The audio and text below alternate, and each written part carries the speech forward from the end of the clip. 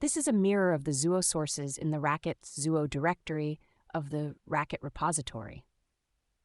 Zuo, a tiny Racket for scripting. You should use Racket to write scripts. But what if you need something much smaller than Racket for some reason? Or what if you're trying to script a build of Racket itself?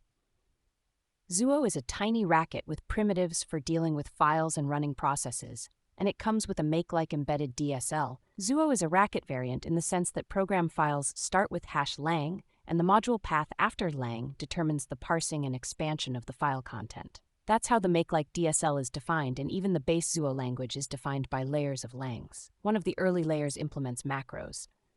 Some example scripts: see local hello.zuo, locals tree.zuo, locals image.zuo, and build.zuo.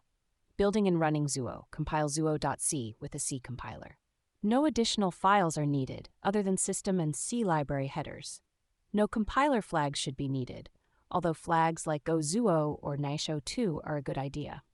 You can also use configure make and make install, where make targets mostly invoke a Zuo script after compiling zuo.c. If you don't use configure but compile to Zuo in the current directory,